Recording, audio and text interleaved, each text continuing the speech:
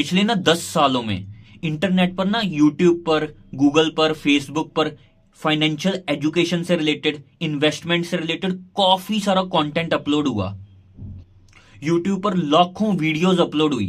But ये ना मैं 1000% की गारंटी के साथ बोल रहा हूं, ये जो मेरी वीडियो आप देख रहे हो ना, ये उन लाखों वीडियोस पर भारी पड़ेगी। ये वाली वीडियो इन्वेस्टमेंट से रिलेटेड आपकी देखी हुई सबसे ज्यादा प्रॉफिटेबल वीडियो साबित होगी। इस वीडियो में बताई गई सिर्फ एक बात पर अगर आपने एक्शन लिया, अगर उसको आपने इंप्लीमेंट किया, तो जितनी भी आपकी एक्सपेक्टेशन है ना इन्वेस्टमेंट से रिटर्न्स मिलने की, उसका 1000 गुना ज्यादा रिटर्न मिलेगा आपको। Now listen very very carefully.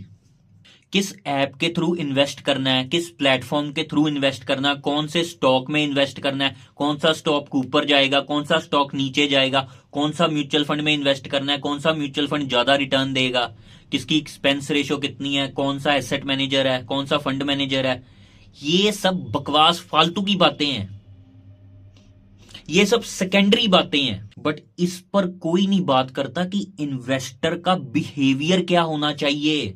Behaviour primary है, प्रोडक्ट या प्लेटफॉर्म सेकेंडरी है। नाउ इस वीडियो का सबसे पीक मोमेंट आ रहा है, सबसे मेन पॉइंट वो ये है कि आप ना किसी भी इंस्ट्रूमेंट में इन्वेस्ट करने से पहले उसकी डिटेल में रिसर्च करो। जो भी इनपुट्स चाहिए, जो भी इंफॉर्मेशन चाहिए आपको, जिस इंफॉर्मेशन के आने से आपके अंदर कॉन्फिडेंस आता है कि हाँ यार अब मेरे पास सफिशिएंट इंफॉर्मेशन है, अब मैं इस फाइनेंशियल इंस्ट्रूमेंट में इन्वेस्ट करने के लिए रेडी हूं। The moment you decide to invest in a specific instrument after doing detailed research on your own, then the main part is, the next action is, after investment never ever withdraw your investment till forever। एक बार जो आपने पैसा invest कर दिया ना किसी भी specific financial instrument में, तो कभी भी किसी भी एक्सट्रीम कंडीशन में आपने अपनी इन्वेस्टमेंट में से पैसे को विड्रॉ नहीं करना। उस इन्वेस्टमेंट से कभी भी आपने एग्जिट नहीं लेना। आपकी ये कोर फिलॉसफी होनी चाहिए इन्वेस्टमेंट से रिलेटेड कि एक बार अगर मैंने इन्वेस्ट कर दिया ना, तो मरते दम तक मेरी आने वाली पीढ़ियों को भी मैं बोलकर जाऊंगा कि कभी भी इस स्पेसिफिक इंस्ट्रूमेंट से पैसा विड्रॉ नहीं करना।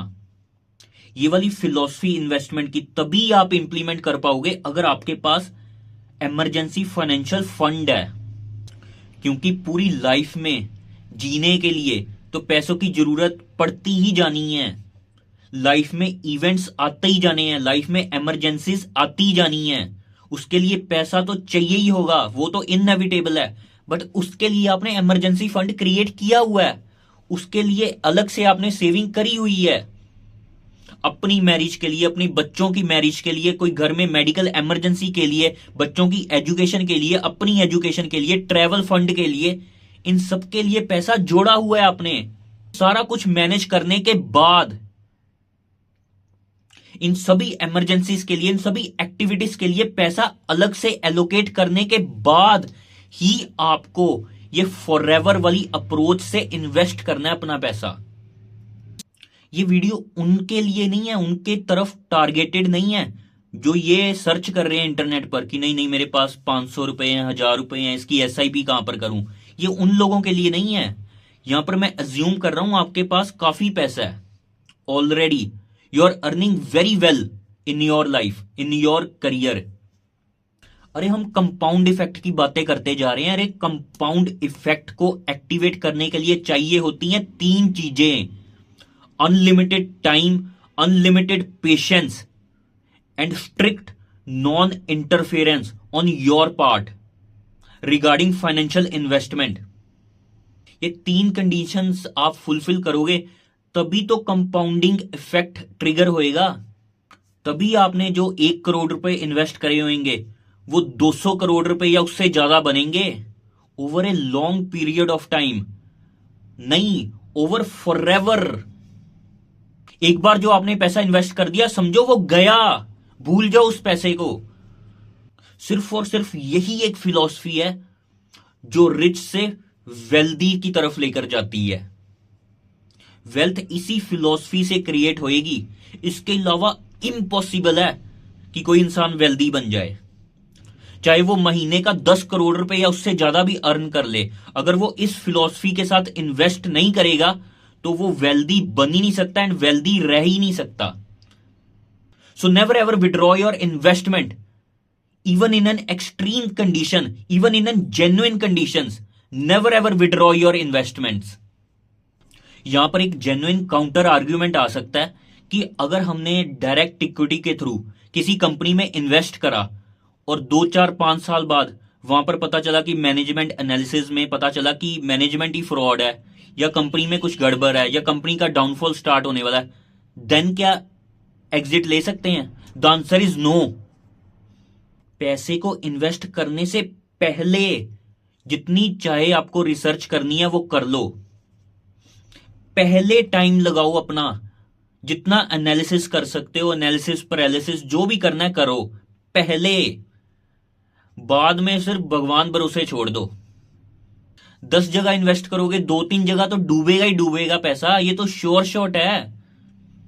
बट 10 जगह अगर इन्वेस्ट करोगे तो 1-2 जगह में पैसा ना 500x भी हो सकता है या उससे भी ज्यादा। तो जो आपके नेट रिजल्ट गेन आएगा ना, वो ना सुपर पॉजिटिव होएगा। चाहे वो सुपर डुपर पॉजिटिव भी हो, तब भी आपको एग्जिट नहीं लेनी अपनी इन्वेस्टमेंट से। इन्वेस्ट करना है फॉरएवर के लिए।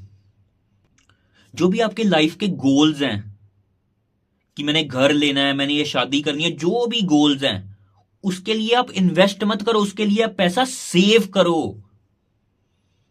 इन्वेस्टमेंट तो फॉरएवर के लिए ही होनी चाहिए। एंड इस फिलॉसफी के थ्रू आपको नींद बहुत अच्छी आएगी कि हां यार मेरा नींद में भी पैसा बढ़ रहा है। इसी सिचुएशन में पैसा एक्चुअली आपके लिए काम करेगा। So viewers, thank you very much for listening to this video.